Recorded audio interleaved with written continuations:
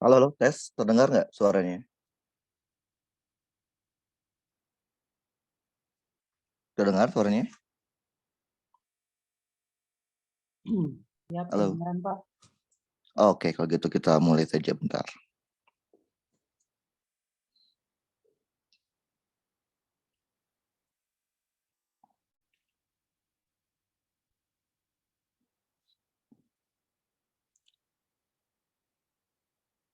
Udah muncul slide-nya? Muncul, Pak. Udah muncul? Oke, kita mulai saja ya. Assalamualaikum warahmatullahi wabarakatuh. Waalaikumsalam. Assalamualaikum warahmatullahi wabarakatuh. Oke, kita ketemu lagi ya di perkuliahan termodinamika. Ini mau melanjutkan materi sebelumnya, yaitu tentang equation of state. Ini adalah pertemuan minggu ke-5. Untuk outline-nya sendiri, sebenarnya masih sama dengan pertemuan minggu ke-4, yaitu kita akan membahas kembali mengenai proses-proses di termodinamika, kemudian kita akan tentang mesin panas dan mesin pendingin, kemudian tentang siklus. Ini akan dilanjut dengan latihan soal-soal yang lebih banyak, supaya kalian lebih paham mengenai proses-proses dasar yang ada di termodinamika. Oke, pada pertemuan sebelumnya kita sudah mengenal kalau setidaknya ada 4 proses dasar yang kalian harus pahami di termodinamika. Yang pertama itu isobarik, kemudian ada isokorik. Isokorik nama lainnya juga isovolume ya. Kemudian ada isotermal dan adiabatik. Oke. Kita kemarin sudah membahas sedikit tentang sekilas tentang proses tersebut ya. Bentar. Untuk isobarik, kita tahu isobarik berarti tekanannya itu pada keadaan tetap, atau kalau kita buat dalam grafik PV, dia akan memiliki grafik PV yang horizontal, seperti pada gambar yang sudah saya tunjukkan. Oke. Nah, kalau kita tahu kalau work itu rumus dasarnya adalah integral dari P dV. Kalau di termodinamika. Nah, arti dari integral itu adalah luas. Jadi kita bisa tahu kalau ini berarti luas dari grafik P terhadap V. Nah, cuman hal yang harus kalian perhatikan itu adalah arahnya ya, arah dari prosesnya. Kalau kalian lihat dari grafik yang saya tunjukkan yang ini, lihat arah prosesnya itu dia dari 1 ke 2. Oke, dari volumenya itu yang besar menjadi volume yang lebih kecil. Nah, kalau kita hitung secara luasnya, emang benar sih, luas dari grafik ini, luasnya itu adalah work. Oke, tapi karena dia prosesnya itu dari volume besar ke volume kecil, nanti kalian harus tahu kalau bentar ya. Nanti kita harus tahu kalau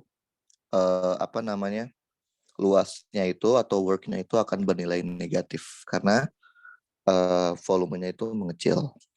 Atau kalau dalam bentuk rumusan biasanya, karena P itu konstan, maka kita akan mendapatkan work untuk isobarik. Jadi ini khusus buat isobarik aja ya. Ini untuk isobarik aja, itu sama dengan P dikali delta V. Jadi ini hanya untuk isobarik. Tapi kalau yang rumus yang ini berlaku untuk semua kasus, semua proses. Ini berlaku umum. Oke. Nah, kemudian juga ada yang namanya perubahan energi dalam. Perubahan energi dalam bisa kita cari sebenarnya secara manual dengan menggunakan rumusan seperti ini. Dengan F itu adalah degree of freedom. Tapi biasanya energi dalam itu bisa kita dapatkan dari data soalnya. Nah, ini biasanya kalau dicari menggunakan rumus seperti ini, dengan F itu tergantung dari jenis gasnya. Apakah dia gas diatomik atau gas monoatomik. Kalau gasnya monoatomik, itu biasanya adalah contohnya adalah gas-gas mulia ya.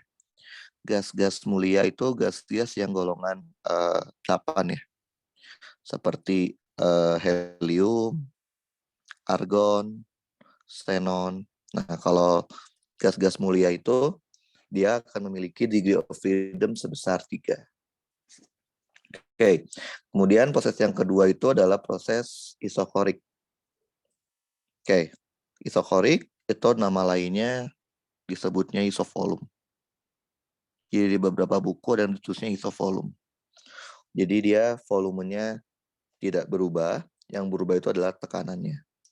Nah, karena dia tidak memiliki luas di bawah grafik, maka kita akan tahu pada kasus isovolume itu work-nya bernilai 0. Kalau rumus delta U sama kayak yang tadi, F per 2 NR delta T. Jadi isotermal berarti termalnya atau temperaturnya itu dalam keadaan konstan. Bisa kita lihat dari gambar grafiknya. Jadi dari keadaan 1 ke keadaan 2 itu memiliki tekanan temperatur yang konstan. Nah, kalau ini khusus buat gas ideal ya. Kalau kasusnya adalah gas ideal, maka akan memenuhi persamaan gas ideal yang kita udah kenal sebelumnya. Maka kita akan punya work-nya seperti ini. Tapi kalau untuk gas yang lain, gas nyata gitu ya, biasanya nanti ada persamaan tekanannya. Untuk gas nyata itu beda lagi dibandingkan gas ideal. Kemudian yang mungkin yang sedikit ada beda itu adalah adiabatik. Di sini tidak ada yang sama besaran termodinamikanya. Oke. Cuman ini pada kasus adiabatik itu adalah nama lainnya adalah proses terisolasi kalor.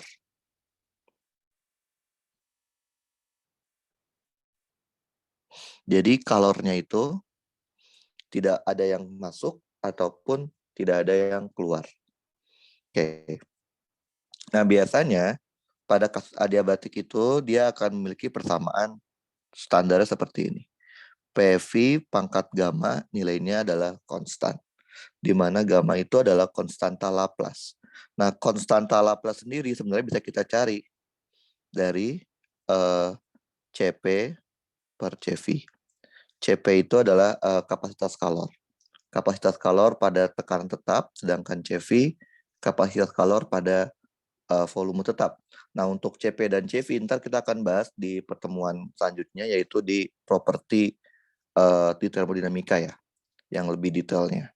Bisa ini ada di tabel, Cp dan Cv itu ada di sebuah tabel, ntar kita akan bahas di pertemuan selanjutnya. Oke, jadi ketika kasusnya adiabatik, kalornya itu akan 0. Tidak ada kalor yang masuk ataupun tidak ada kalor yang keluar. Sehingga work-nya itu hanya dipakai untuk merubah energinya aja. Seperti itu. Oke, nah kalau kita lihat grafik adiabatik dan grafik isotermal itu memiliki kemonotonan yang mirip, sama-sama monoton seperti pada gambar. Cuman kalau kita lihat lebih detail, yang membedakan adalah grafik adiabatik itu cenderung lebih curam, lebih cepat menuju 0 dibandingkan grafik isotermal. Dan grafik adiabatik itu temperaturnya itu beda. Jadi kalau di isotermal, temperaturnya itu sama di sepanjang lintasannya. Kalau di adiabatik, temperaturnya itu berbeda di sepanjang lintasannya. Jadi cara paling ngebedain itu grafik isotermal atau adiabatik, kita bisa lihat dari temperaturnya aja. Kalau temperaturnya itu mengalami perubahan, berarti dia adalah proses adiabatik. Oke, ini juga kita udah bahas. Kalau di kesetimbangan energi atau equation of state, itu konsep dasarnya itu adalah hukum termo yang pertama, yaitu yang menyatakan bahwa perubahan energi akan sama dengan kalor yang diserap oleh sistem dikurangi dengan total usaha yang dilakukan oleh sistem. Nah, kalau kita meninjau sebuah siklus tertutup ya, maka pada sebuah siklus itu tidak ada perubahan energi pada sistem. Dengan kata lain, delta energinya itu harus di sebuah cycle itu harus sama dengan 0. Jadi ini hanya berlaku untuk kasus siklus tertutup. Oke. Nah, secara umum siklus dapat dibedakan menjadi 2, yaitu siklus mesin panas atau disebut juga power cycle dan siklus mesin pendingin. Mesin pendingin sendiri ada 2, ada refrigeration dan heat pump cycle. Nah, ini dibedakan berdasarkan tujuan dari mesinnya itu sendiri. Kalau refrigeration tujuannya itu adalah dia mau mendinginkan yang sudah dingin. Jadi dia mau membuat keadaan yang udah dingin tuh jadi lebih dingin lagi. Mendinginkan yang sudah dingin. Contohnya itu adalah kayak AC atau kulkas. Itu adalah contoh dari mesin pendingin refrigeration. Sedangkan kalau heat pump, tujuan utamanya adalah membuat yang panas menjadi semakin panas lagi. Jadi dia mau mengontrol temperatur panasnya. Jadi dia sebenarnya adalah tujuannya mau mengontrol temperatur panasnya. Mungkin kalau yang heat pump itu jarang ya untuk di temperatur panas. Jarang kita lihat di alat-alat sehari-hari ya, di mana alatnya itu mau mengontrol panas dari alat yang dihasilkan. Tapi secara umum itu bisa. Jadi karena yang membedakan sudah tujuannya, nanti akan yang berbeda adalah di performance dari alatnya. Ya, ini kira-kira skema dasar dari power cycle mesin panas, dan ini adalah mesin pendingin. Jadi mesin pendingin itu sama konsepnya, cuman yang bedakan itu adalah tujuannya. Jadi kalau kalau refrigeration cycle itu ini yang kita cari tujuannya. Tujuan utamanya tuh ini. Tujuan utama untuk refrigeration cycle. Jadi kalau di refrigeration cycle kita inginkan itu semakin banyak kalor yang diserap oleh alat dari tempat yang lebih dingin. Sedangkan kalau heat pump tujuannya itu yang ini. Tujuan dari heat pump tuh yang ini.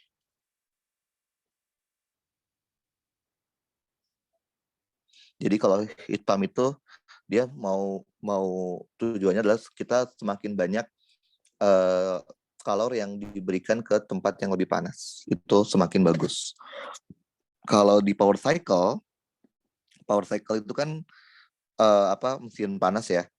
Jadi contohnya tuh kayak mesin mobil, mesin motor. Nah, kalau di power cycle tuh yang jadi tujuan kita adalah W-nya.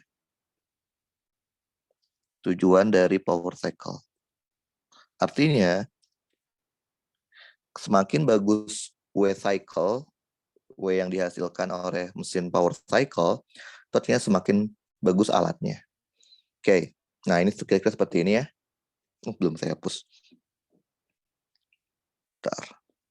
Oke, nah jadi untuk mesin panas atau power cycle, itu ntar sistem alatnya itu dia akan menghasilkan kerja ke lingkungan. Sehingga untuk power cycle itu ciri paling gampangnya itu adalah W cycle atau W totalnya itu pasti bernilai positif. Jadi sistem melakukan kerja. Oke, kalau kita lihat dari skemanya, W cycle itu kan berarti yang masuk itu key in, yang keluar itu adalah key out. Berarti W cycle itu adalah key in dikurang key out. Nah, biasanya karena kita tahu aturan dari termodinamika, kalau kalor keluar dari sistem pasti akan bernilai negatif. Maka di sini tuh kita mutlakin aja. Karena yang kita butuhkan di sini itu adalah angka dari sejumlah kalor yang keluarnya, bukan tanda min plusnya. Oke, biasanya untuk indikator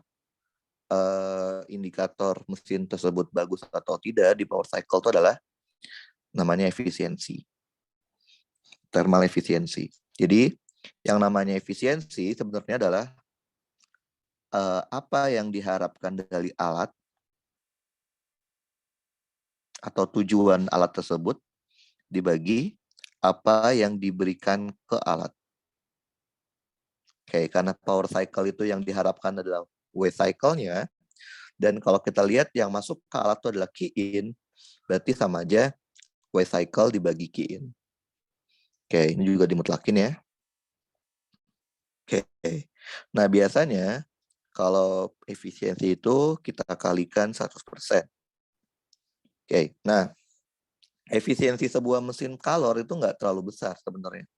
Mesin kalor yang kalor yang paling besar efisiensinya secara teori itu mesin kalor yang menggunakan namanya siklus Carnot, yaitu siklus rangkaian proses yang dibentuk oleh seorang namanya Carnot. Itu dia menggabungkan antara dua proses adiabatik dan dua proses isotermal. Nah, sampai saat ini itu setahu saya belum ada mesin yang benar-benar pure menggunakan siklus Carnot. Jadi kalau sampai ada mesin yang seperti itu harusnya dia akan menghasilkan mesin panas dengan efisiensi yang paling besar. Tapi kalaupun besar, kalau nggak salah Carnot itu cuma sekitar 60%-an aja sih efisiensi terbesarnya. Jadi sejauh ini mesin-mesin yang kita punya, mesin panas atau yang kita sudah produksi itu adalah mesin-mesin yang efisiensinya ya di bawah dari mesin Carnot. Jadi mesin Carnot itu efisiensi terbesar secara teorinya ya, karena sampai sekarang belum ada alat yang menggunakan pure mesin Carnot. Nah, kemudian mesin pendingin, tadi saya sudah bilang ada dua jenis mesin pendingin tergantung dari tujuannya, yaitu refrigeration sama heat pump. Kalau secara konsep skema kerja alatnya itu sama. Skema kerja alatnya adalah kita menyerap kalor dari lingkungan yang lebih dingin, kemudian dibuang ke lingkungan yang lebih panas. Kan bedanya itu adalah di tujuannya. Jadi kalau refrigeration, di tujuannya adalah mau mendingin. Dari sini kita mau bikin lebih dingin lagi dengan cara diserap. Kalau heat pump itu justru kita mau memompakan kalor ke tempat yang sudah panas. Biasanya untuk dipakai untuk apa? Untuk menjaga temperatur dari hot body-nya, dari tempat yang panasnya itu sehingga temperaturnya terjaga. Nah, jadi bedanya cuma di tujuannya. Ya. Kalau secara skema sama. Kalau kita lihat di sini yang masuk itu kan key in dan recycle. Sedangkan yang keluar itu adalah key out, sama seperti ini. Nah, ntar jangan lupa. Ada nih Pak, izin Pak. Maaf Pak. Dalam sistem ya. Kalau sistem menerima kerja secara Halo Pak, itu suaranya kecil Pak. Maka biasanya ini kita mutlakin. Recycle ini kita mutlakin. Nah, jangan lupa key out-nya juga pasti negatif. Kita mutlakin. Oke. Jadi pertamanya seperti itu. Jadi untuk mesin pendingin mau itu refrigeration ataupun heat pump, cara konsep itu sama, tapi yang membedakan adalah tujuan dari sehingga ntar waktu kita menghitung performa alatnya itu sedikit berbeda. Oke. Nah, kalau kasusnya mesin pendingin atau refrigeration, tujuannya itu adalah kita mau mendinginkan atau menurunkan temperatur yang sudah dingin menjadi lebih dingin lagi. Dengan cara apa? Dengan cara kita serap kalor dari temperatur dingin. Yang namanya performance sama kayak efisiensi sebenarnya. Performance itu sama apa yang kita harapkan. Atau dalam hal ini tujuannya apa? Yang diharapkan dari benda tersebut, alat tersebut, dan dibagi apa yang diberikan ke alat atau yang masuk ke alat tersebut. Nah, karena ini adalah refrigeration, yang diharapkan itu adalah satu, key in ya. Key in itu adalah kalor yang diserap dari lingkungan yang lebih dingin. Kenapa? Karena refrigeration itu ingin membuat keadaan yang sudah dingin menjadi semakin dingin. Berarti harus diserap kalornya. Nah, terus yang diberikan ke alat apa? Kalau kalian lihat dari gambar ini, yang masuk ke alat itu adalah waste cycle. Maka nanti waktu kita hitung performance-nya adalah yang diharapkan bikin dibagi waste cycle. Karena kita cuma butuh angkanya aja, waste cycle jangan lupa dimutasi. Oke, ini Ini juga sama, Q-out-nya kita mutlakin. Nah, kalau performance itu dia nggak perlu dikali persentase, karena biasanya dia lebih dari satu. Ada yang lebih satu, ada yang kurang. Makanya kalau kalian beli AC, itu sering ditanya kan, mau AC yang PK-nya berapa? PK itu performance coefficient-nya. Oke, jadi semakin bagus AC biasanya PK-nya itu besar. Jadi PK yang besar itu akan membuat AC tersebut bisa mendinginkan ruangan lebih cepat. Ada nih suaranya nggak kedengeran Pak. Jadi makanya PK yang besar itu lebih mahal kalau di AC. Jadi kan Halo Pak. performance coefficient.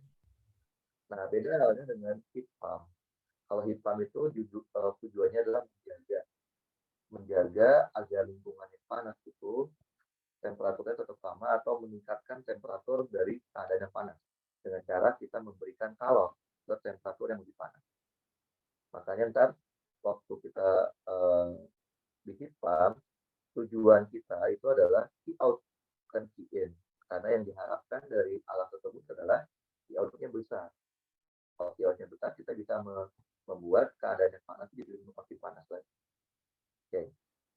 Ini sama juga ya, heat out ini pasti harusnya dimutakin. Oke. Nah, profil performa untuk heat pump juga sama, jadi dikali 1%, karena biasanya performa itu bisa lebih 1%, tergantung dari alat. Oke, kemarin kita sudah mengerjakan beberapa soal ya. Soal ini bukan PR kan ya? Bukan ya? Oke, kita lupa dulu. PR kemarin tuh bukan yang ini. Kita dulu ya.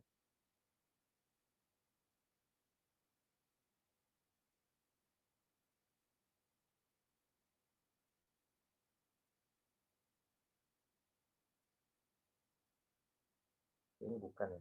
Bukan nih kalau saya. Jadi ini bukan PR yang kemarin, contoh yang lain. Tapi mirip ya sama yang PR terakhir kita. Mirip sama kayak PR kedua ya.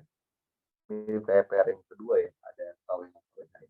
Oke, jadi kita punya mesin jenisnya adalah heat pump. Oke, heat pump tersebut mengirimkan energi by heat, berarti itu heat-nya transfer to dwelling. Berarti dia yang ditransfer ke lingkungan. Ini adalah heat out berarti ya. Tapi karena dia rate per hours, berarti dia heat out-nya ada di sini. Oke. The power input to the cycle, power input berarti W titiknya ya. W titiknya itu adalah 7,8 horsepower. Nah, ini ada satuan lagi. Nah, yang diminta itu adalah tentukan coefficient of performa dari cycle. Jadi kita tahu Q out-nya itu, titiknya itu ya, itu adalah, nah ini karena dia keluar, pasti harusnya dia minus ya, minus 60.000 BTU per hour. BTU per hour. Sedangkan W inputnya itu, W cycle-nya ya, karena dia masuk ke dalam alat, berarti kan menerima kerja ya, dia juga negatif. Negatif 7,8 HP. Oke. Nah, di sini ada satuannya udah mulai bercampur. Coba kita lihat di converter ya untuk melihat apa? Oh, suaranya kecil. Oh, sorry. Udah belum suaranya? Suaranya jelas nggak? Halo? Halo? Masih kurang, Pak. Halo? Suaranya kurang jelas Pak. Suaranya dengar nggak? Kecil, Pak, suaranya.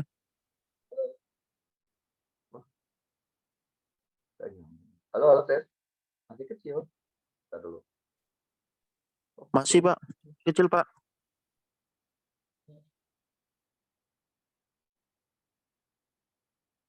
Halo, tes. Terdengar nggak? Kecil. Halo, tes, Masih tes. kecil, Pak. Terdengar nggak suaranya? Ya, sudah Masih kedengaran, kecil? Pak. Nah, Iya. udah nih Pak. Udah gede. Oh, udah terdengar Hmm, sekarang? Sudah, Pak. Udah. Sudah Pak. Oh, oke, oke, Dari oke. dari tadi nggak Oke, kedengaran, jadi, Pak, suaranya, Pak. oh alah, oke, sorry. Saya nggak tahu soalnya tadi saya share screen. Karena tapi udah terdengar ya? Sudah, Pak, sudah. Oke. Oke, kita mulai lagi, bentar. Oke, ya jadi kita lihat soalnya ya. Di sini dia udah bilang jenisnya adalah heat pump. Berarti dia tujuan alatnya itu adalah memompakan kalor ke lingkungan yang lebih panas. Oke, di sini dia bilang dia memompakan kalor sebesar 60.000 BTU per hours. Sedangkan power inputnya yang masuk ke dalam alatnya itu 7,8 horsepower. Jadi di sini kalau kalian lihat satuannya udah beda ya. Makanya kalian harus coba dicek di converter kalian, di tabel atau aplikasi converter, apa hubungan antara horsepower dengan BTU per hours. Oke, coba saya buka dulu. Ini berarti, bentar. Ini tuh berarti daya ya. Daya. Oke. Nah, saya ada itunya. Oke, 1 HP itu 1 horsepower itu setara dengan 2.544,43 BTU per hours. Jadi kalau kalian mau convert ke BTU per hour semua atau di convert ke HP semua. Oke, nah di sini dia minta apa? Coefficient of performance. Oke, berarti kan kita tahu coefficient performance kan sama kayak yang diharapkan dari alat itu adalah Q out, dan yang diberikan ke alat itu adalah W cycle. Oke, sama aja kalau kalian kasih laju, di sama aja hasilnya. Berarti kita punya Q out kita itu adalah minus 60.000 BTU per hours dibagi dengan work yang masuk ke dalam alat minus 7,8. Tapi itu horsepower, maka harus dikalikan dengan konversinya ya, 2544,43. Nah, ini udah dalam satuan yang sama, BTU per hours. Maka kalau kita hitung, kita akan punya yang namanya performance dari alatnya. Oke, coba kita hitung.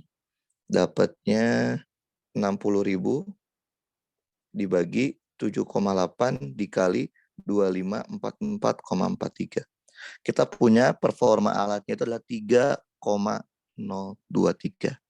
Karena ini perbandingan, udah pasti dia tidak ada satuan. Nah, ini berarti alatnya lumayan bagus ya, karena nilai performance-nya itu di atas 1. Artinya yang diharapkan itu lebih besar daripada apa yang kita berikan. Oke. Nah, terus dia minta apa lagi? Evaluating electricity kalau harganya itu adalah $0,08 per kWh. Tentukan biaya untuk listriknya dalam sebulan kalau heat pump itu dioperasikan selama 200 hours. Nah, dia minta power berapa biayanya.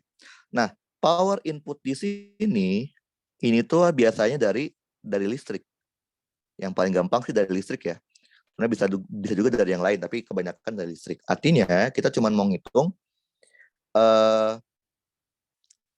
harganya itu berapa. Nah, masalahnya harganya itu per kWh. Per kWh, sedangkan satuannya itu ini HP ya. Maka kita harus convert lagi dari HP ke kWh. Oke, kalau dari HP ke kWh itu nilainya kWh kilowatt doang ya. 1 HP itu sama dengan 0,7457 kilowatt. Oke, nah ntar gimana cara kita ngubah ke kWh-nya? Oke. Nah, di sini kita punya W titiknya itu sebesar 7,8. Min itu hanya menandakan dia masuk ke dalam ke dalam sistemnya ya, tapi yang kita lihat kan apa namanya nilainya horsepower. Berarti kalau kita ubah ke dalam bentuk kWh ke kilowatt, berarti sama dengan 7,8 dikali 0,7457. Maka dapatnya adalah 5,81646 kilowatt. Nah, jangan lupa ini tuh daya. Daya itu apa sih? Daya itu adalah energi tiap detik. Jadi ini adalah, kok nggak mau? Ini adalah daya atau energi yang dibutuhkan tiap detik. Oke, berarti kalau kita mau cari energinya, tinggal dayanya dikalikan dengan berapa lama dia dipakainya. Nah, karena dia dihitung dalam per kWh, kilowatt hours, berarti delta T-nya boleh dalam satuan jam. Berarti ini 5,81646 kilowatt. Karena dia bilang dipakainya itu selama 200 hours, selama 1 bulan, dikalikan dengan 200 hours. 200 jam. Jadi kita kalikan dengan 200. Maka kita akan punya 1163,292 kilowatt hours. Nah, berarti karena harga 1 kWh itu $0,08, berarti kalau kita convert ke dalam bentuk dolarnya, biayanya, berarti untuk 200 jam penggunaannya, kita kalikan dengan 0,08. Maka dapatlah 93,0633 USD ya. Jadi ini adalah biaya yang diperlukan untuk mensuplai listrik ke alat tersebut selama penggunaan sebesar 200 jam per bulan. Oke, gampang ya. Jadi ini cuman masalah di satuannya aja yang bikin sedikit sulit karena satuannya itu nyampur. Ada yang pakai satuan BTU per hours, ada yang pakai satuan horsepower, dan ada yang dikonvert ke satuan kilowatt.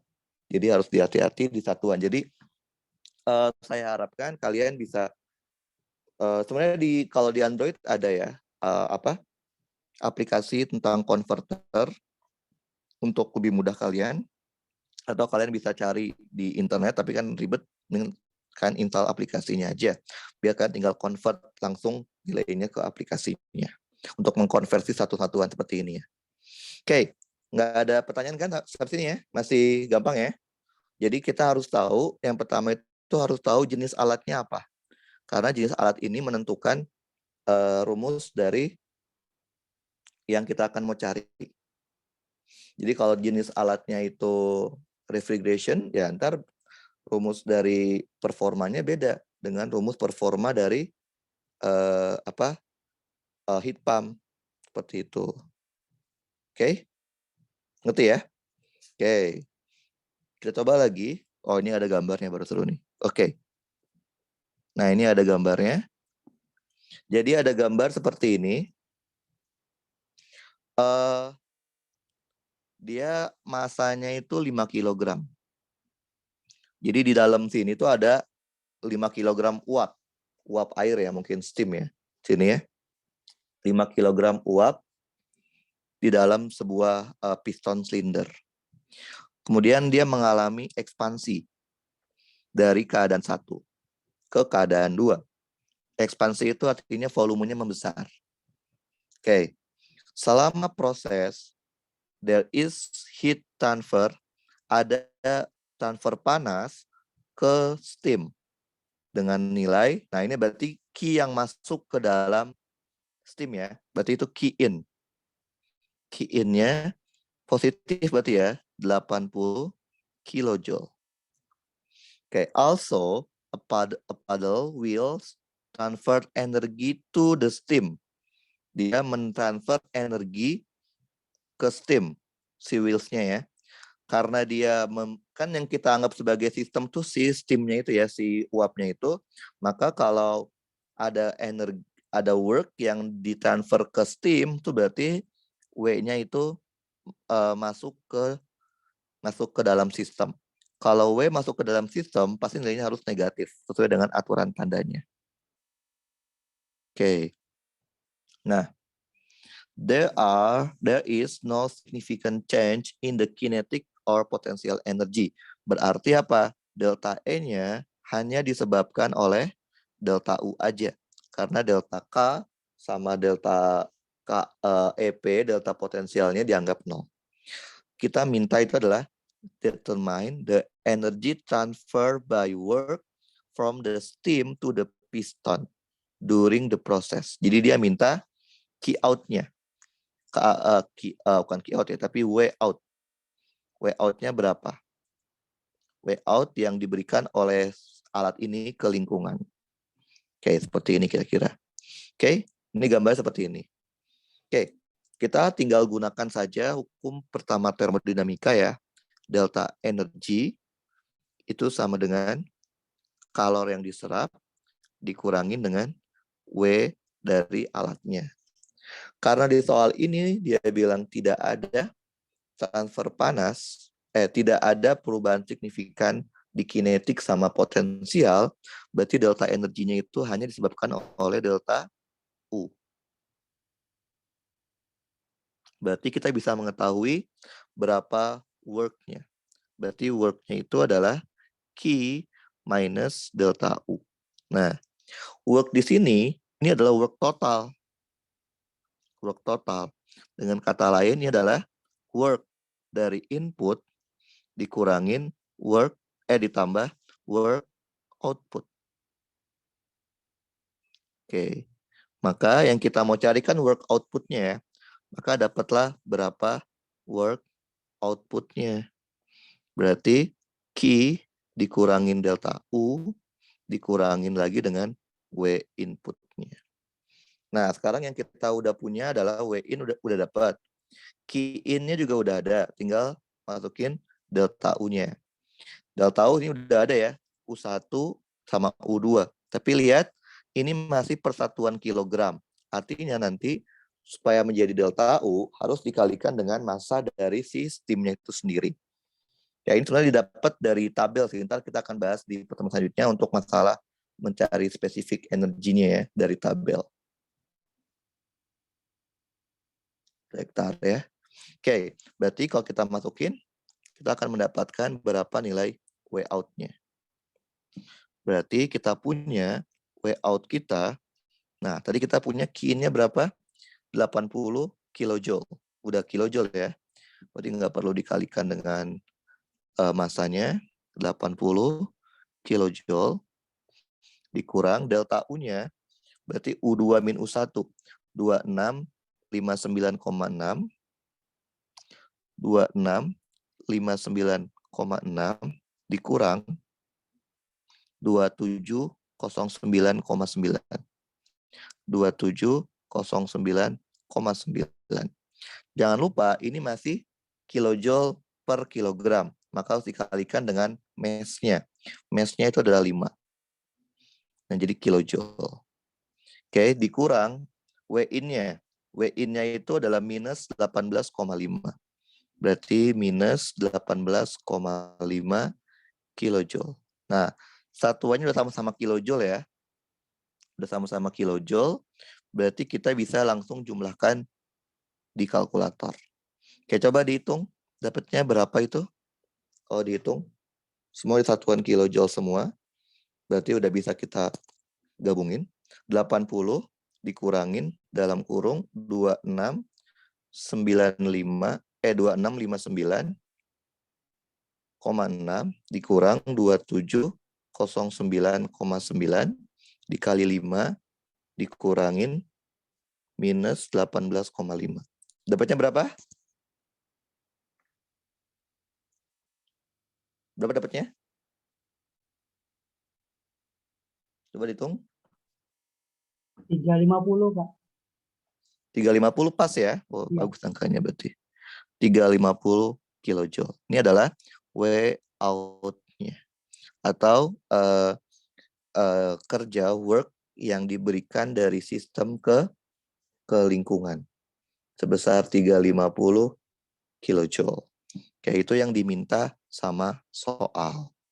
Oke, jadi yang ini nggak ada masalah ya, gampang ya. Jadi kalian tinggal lihat skema prosesnya aja. Nah, di sini dia enak kenapa? Karena dia udah memberitahu tandanya sini nih di gambarnya ya. Ntar kalau di ujian nggak ada tandanya nih. Kalian sendiri yang harus bisa memahami tanda min dan tanda plusnya. Seperti itu. Jadi kalian harus ingat tanda yang semula udah saya ajarkan tentang tanda untuk key dan tanda untuk work-nya. Karena itu menentukan nanti waktu di perhitungannya. Oke? Sampai sini ada pertanyaan nggak? Nggak ada? Ada? Ada nggak? Ada? Nggak? Loh, kok diem aja nih? Ada nggak nih?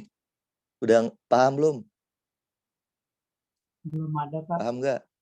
Belum, masih paham ya. Jadi ini sebenarnya untuk apa ya? Menambah pengetahuan kalian waktu kalian kan ngerjain soal PR-nya. PR-nya kan kemarin udah ada ya, lumayan. Ada 3 PR ya, atau 4 saya lupa. Itu kan untuk equation of state. Jadi untuk menambah itunya, kita banyak latihan soalnya. Oke, bentar. Oke. Nah, kemudian ini ada apa lagi nih? Oke. Ini ada juga gambarnya ya. Oke. Jadi ada sebuah gas yang berada di dalam sebuah piston. Oke. Tersusun seperti pada gambar P344. Oke, jadi gas sebagai sistem yang kita tinjau ya di sini. Oke. Nah, pada saat awal piston itu ada di X sama dengan 0. Awalnya dia di sini. Dan spring exert no force. Jadi si pegasnya itu dalam keadaan tidak ada gayanya atau dalam keadaan setimbang. As the result of heat transfer, the gas expand. Berarti dia mengalami pengembangan. Volumenya menambah, jadi lebih besar. Rising the piston until it hits the stop. Dia membuat si piston itu terangkat sampai akhirnya dia berhenti. At this point, the piston phase is located at 0,06. Jadi dia pada kondisi akhirnya itu pistonnya itu naik sampai sejauh 0,06 dari kondisi awalnya. Dan heat transfer case, the force exerted, gaya yang diberikan oleh spring, oleh pegas akibat adanya piston dan sebagai reaksi dari ekspansi gas itu seperti ini. Ini gaya pegas biasa ya, Kx ya, di mana K-nya sekian, frictionnya antara piston sama silinder itu diabaikan. Oke, the acceleration gravity kita pakai 9,81. Ini yang diminta apaan? Oh, ini pertanyaannya. Oke. Yang diminta itu adalah what is the initial pressure of the gas? Berarti dia minta tekanan awal dari gasnya tersebut ketika dalam keadaan si pegasnya itu dalam keadaan setimbang. Oke, jadi kondisi kayak gini ya, gambar kayak gini ya, kondisi dalam keadaan setimbang. Nah, kita mau minta berapa tekanannya. Oke, di sini kita tahu ini kan ada udara luar ya, 1 atmosfer, 1 bar. Berarti kita tahu udara luar itu akan memberikan tekanan ke piston sebesar P0. Nah, karena kita punya massa piston, berarti piston juga akan memberikan tekanan akibat beratnya. Jadi ini adalah tekanan tapi akibat berat dari piston. Kita anggap aja ini PW ya. Oke. Nah, gas di dalam sini kan dia dalam kondisi menahan tekanan tersebut kan. Berarti si gas di sini harus memberikan tekanan yang setara dengan tekanan yang diberikan oleh P0 dan oleh berat dari piston itu sendiri. Sehingga kalau kita lihat dari gambar ini, kita bisa tahu kalau tekanan yang diberikan oleh gas, nilainya itu harus sama dengan tekanan yang diberikan oleh atmosfer, udara di sekitarnya, ditambah dengan tekanan yang diberikan oleh berat dari pistonnya. Oke.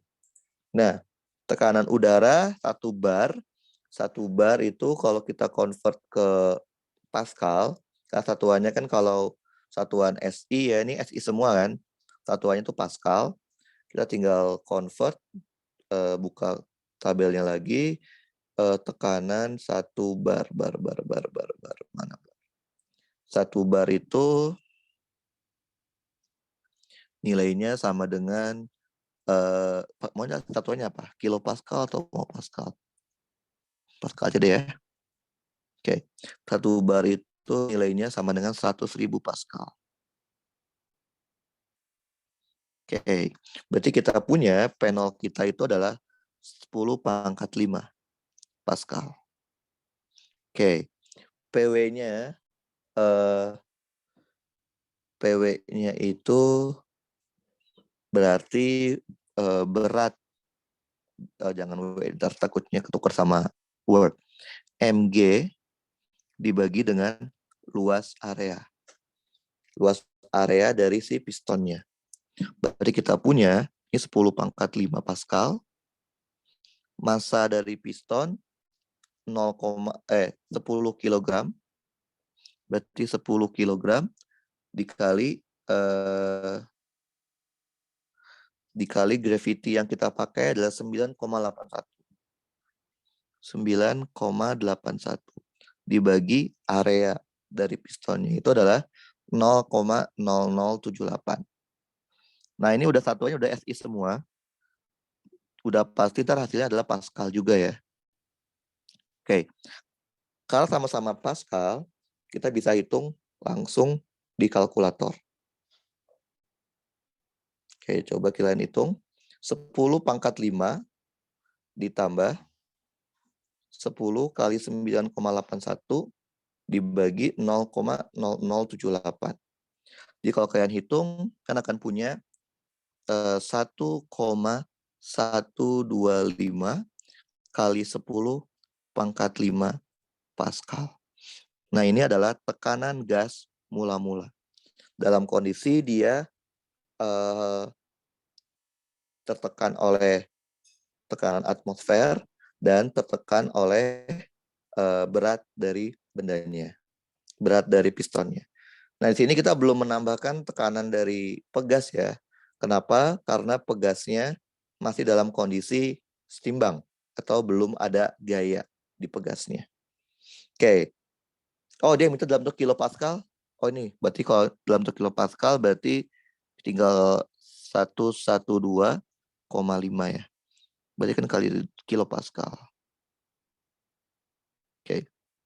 Berarti kalau dia minta dalam bentuk kilopascal, kita harus jawab dalam bentuk kilopascal. Oke. Masih gampang kan ya sejauh ini ya? Ada pertanyaan? Enggak, ini kayak mirip kayak yang kemarin kan? Kemudian tentukan work done by the gas on the piston. Jadi dia minta berapa kerja yang dilakukan oleh si gas kepada piston. Oke. Nah, di sini si gas tersebut dia membuat pegas terangkat. Dia ngebuat pegasnya itu terangkat, yang semula ada di 0 menjadi 0,06. Berarti kita bisa bilang kalau yang B itu W yang dilakukan oleh gas kepada piston, nilainya itu sama dengan work yang diberikan oleh pegas. Oke. Nah, sebenarnya kan kalau work oleh gas kan harus pakai integral PdV ya. Nah, masalahnya kan kita nggak tahu kan fungsi tekanannya seperti apa. Jadi sebenarnya kan kalau kita mau pakai W gas tuh pakainya ini kan. W gas itu pakainya integral dari PdV. Nah, masalahnya kita nggak dikasih tahu tekanan di gasnya itu bagaimana keadaannya. Apakah konstan atau berubah, nggak ada korelasinya terhadap volumenya. Berarti kan ini kita kurang datanya. Tidak ada fungsi tekanannya.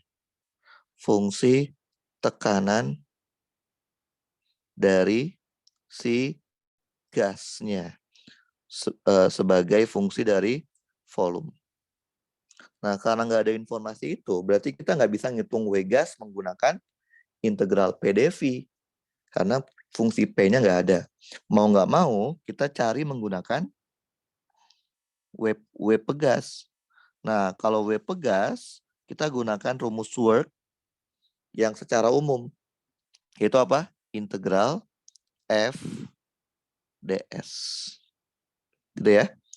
Nah, F-nya berarti F siapa? Kalau dia minta work-nya pegas, maka F-nya juga F pegas. Jadi, karena kita nggak punya data fungsi tekanan terhadap volume dari gas, kita menggunakan work yang dihasilkan oleh pegas dengan menggunakan work secara mekanik. Ya udah, tinggal kita masukin aja W pegasnya sama dengan, nah masuk ke pegasnya. Jadi ini dianggap sebagai sumbu X ya. Jadi dianggap sebagai sumbu X-nya. Ini sebagai sumbu X-nya. Oke. Gaya pegasnya itu adalah K dikali X. Berarti kita punya ini K X.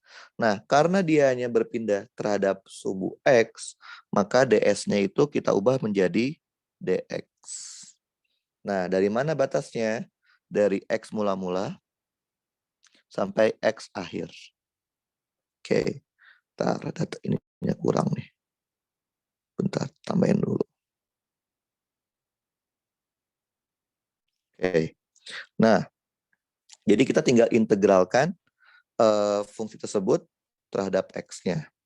Maka kita akan punya W pegasnya itu adalah integral X mula-mulanya itu ada di X sama dengan 0 kan. Berarti X sama dengan 0 sampai X terakhirnya itu ada di X sama dengan berapa sih? 0,06. Oke, konstanta pegasnya 9.000. Ini udah SI satuannya ya, berarti udah nggak perlu diubah lagi. 9.000 X dx. Berarti 9.000 ini boleh keluar. Integral dari X dx dari X sama dengan 0 sampai X sama dengan 0,06. Oke, ini kalian integralkan biasa, kayak waktu di matematika ya, atau di kalkulus. Apa hasil integral dari X dx? Ada yang tahu? Apa hasil integral dari X dx? Ada yang tahu? Apa integralnya apa? X dx? Yo, yang udah lulus kalkulus nih.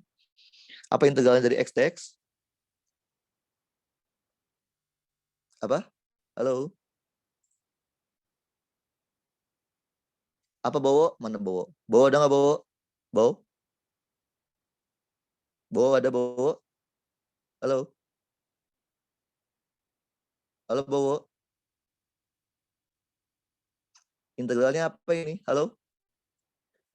Alfi mana Alfi? Vi? Halo Alfi? Halo? Halo Alfi? Halo, halo. Lah, kok nggak ada yang jawab? Yang lain mana yang lain? Siapa yang saya ya? Setengah X kuadrat. Oh ya, sip. Berarti udah lulus ya Alfi ya.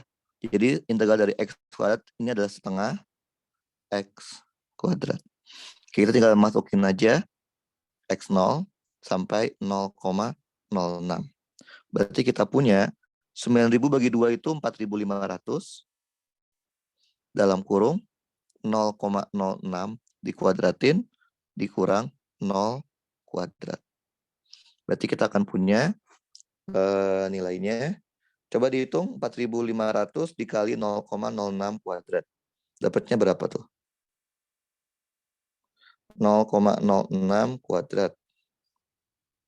Dapatnya itu adalah berapa dapatnya? Coba dihitung. Berapa dapatnya? 16,2 ya, betul? 16,2. Satuannya apa nih? Nah, coba kita lihat. Satuannya K-nya itu Newton per meter. Oh, satuannya Joule doang ya. Kecil banget. Oke. Satuannya itu hanya 16,2 Joule. Karena ini SI semua kan, meter semua ya. Oke. Oke, paham ya? Jadi itu adalah work yang diberikan oleh pegas. Nah, tapi nilainya akan sama dengan work yang diberikan oleh si gas kepada piston, yaitu 16,2 Joule. Oke, ini adalah work yang diberikan oleh gas tersebut kepada pistonnya. Oke, kemudian yang C. If the specific internal energy of the gas at the initial and final state itu sekian. Ini yang UI inisial, ini UF final. Respectively, calculate the heat transfer in Joule. Dia minta cuma dalam bentuk satuan Joule. Oke. Nah, kita untuk yang C gampang aja. Tinggal kita gunakan hukum termodinamika yang pertama. Delta energi sama dengan apa itu? Q di apa? Dikurang dengan work. Gitu ya. Nah, jangan lupa di sini delta energinya itu ada banyak ya. Delta EK ditambah delta EP ditambah delta U sama dengan Q minus W. Nah, di soal dia bilang pada saat initial condition itu tidak ada gaya. Berarti apa? Dalam keadaan diam. Dan as the result, pada kondisi akhirnya, piston dia berhenti kembali. Berarti kita bisa tahu kecepatan inisialnya itu 0, kecepatan finalnya juga 0. Berarti kita bisa bilang delta EK-nya di soal ini adalah 0. Paham? Jadi kita bisa mencoret delta EK-nya. Karena di sini kondisi awal sama kondisi akhir dalam keadaan diam. Bentar. Oke. Berarti kita coret yang delta EK-nya. Nah, kalau delta EP nggak 0 dong ya. Delta EP nggak 0 dong. Kenapa? Karena dia ada perbedaan ketinggian. Kalau saya anggap ini adalah ketinggian nolnya, ketinggian nolnya gitu ya. Ini H0-nya. Berarti kan ketika finalnya itu dia udah punya ketinggian di sini kan. Udah punya ketinggian di sini kan. Berarti dia ada H-nya sebesar 0,06. Nah, sebenarnya delta EP di sini juga bisa kita dapatkan dari potensial pegas. Jadi delta EP ini sebenarnya ada banyak sih. Delta EP itu bisa macam-macam. Ada delta EP karena gravitasi yang kalian tahu, yang rumusnya adalah MGH. Ada delta EP karena pegas. EP pegas. EP pegas itu baru muncul ketika pegasnya itu tertekan atau tertarik. Berarti kita bisa tahu kalau di kondisi inisial pegasnya kan dalam keadaan tidak tertekan, tidak tertarik kan. Berarti dalam kondisi inisial itu EP pegasnya itu 0. Tapi pada kondisi final pegasnya itu kan tertekan. Tertekan sejauh sekian. Berarti pada kondisi ini EP pegasnya itu ada. EP pegas itu yang mana sih? EP pegas itu nggak lain adalah W pegasnya. Jadi W pegas yang kita punya itu adalah EP pegas sebenarnya.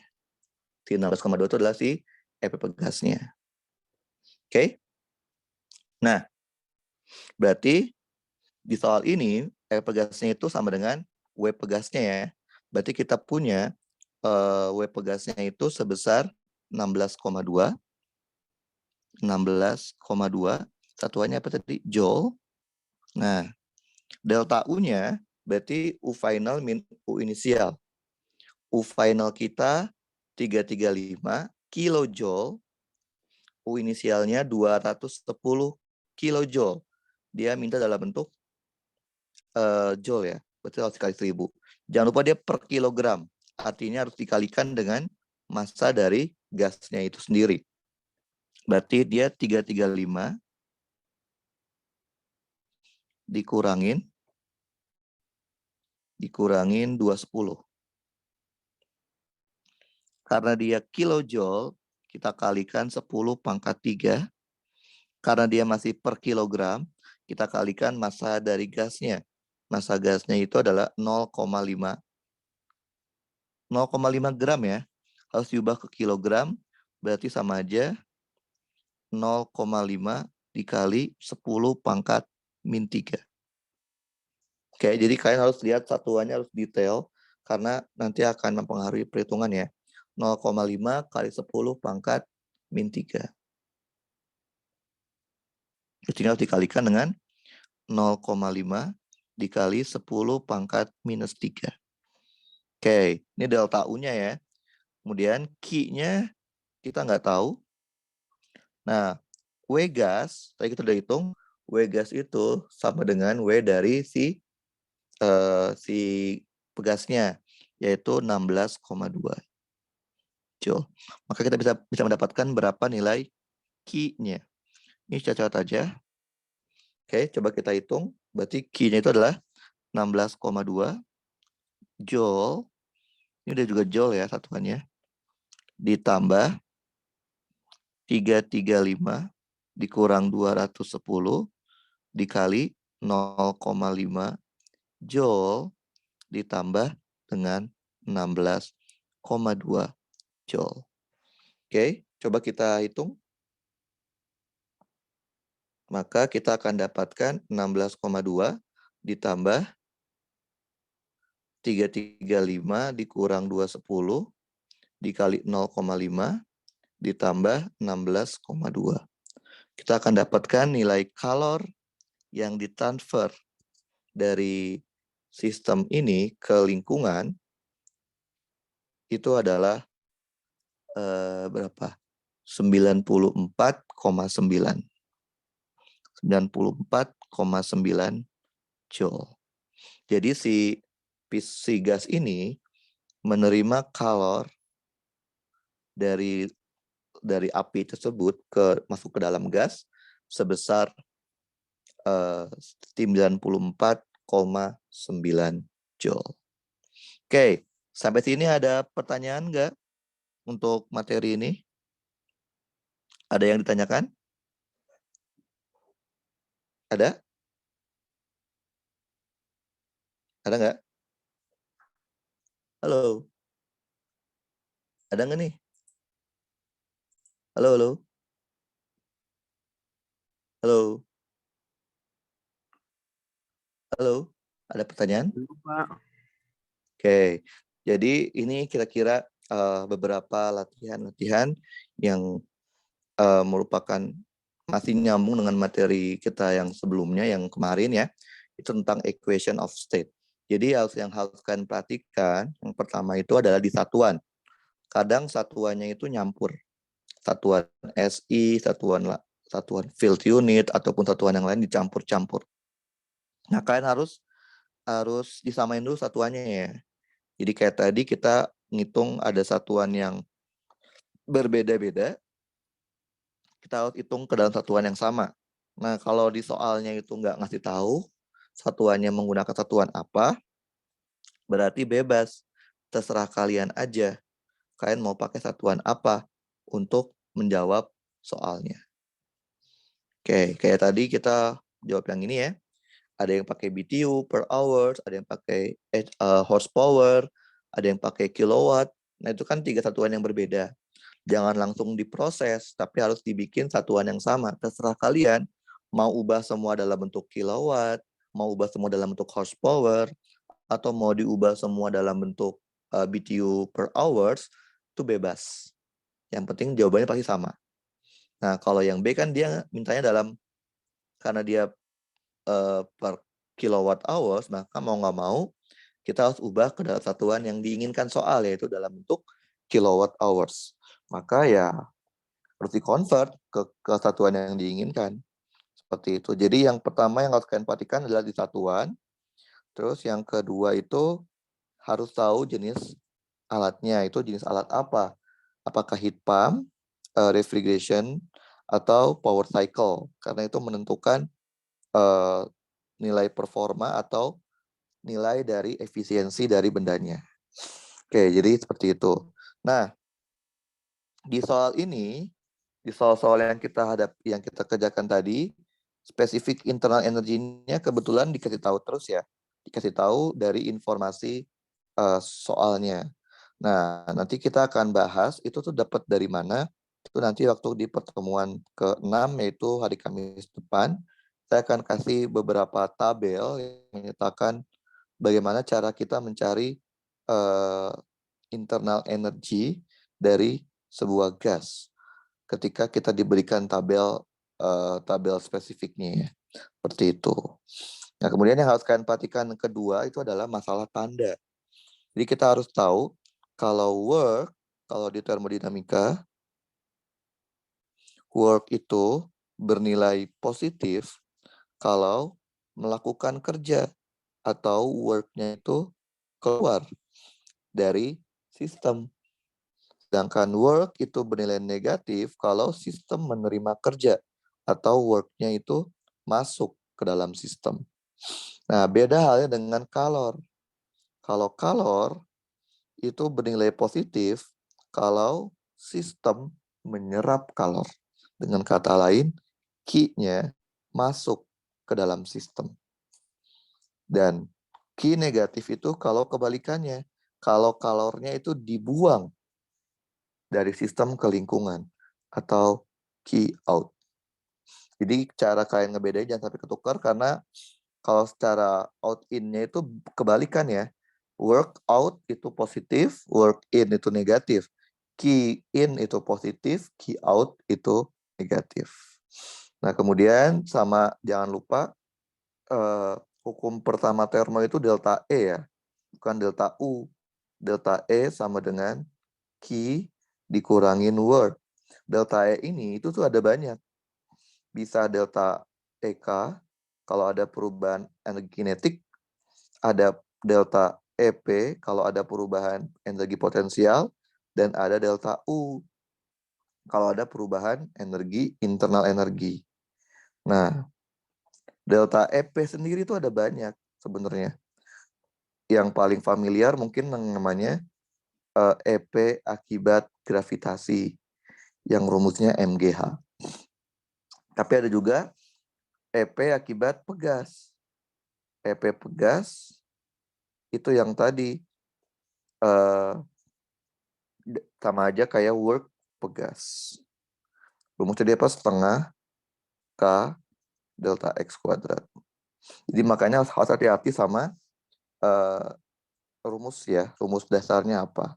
Kecuali soalnya bilang kalau potensial dan kinetic energinya negligible atau diabaikan. Sehingga kita hanya menghitung energi akibat internal energinya aja. Nah, jadi kalau internal energi biasanya ada yang spesifik kayak gini. Kalau spesifik biasanya dia per massa. Ada yang sudah dalam bentuk total internal energy.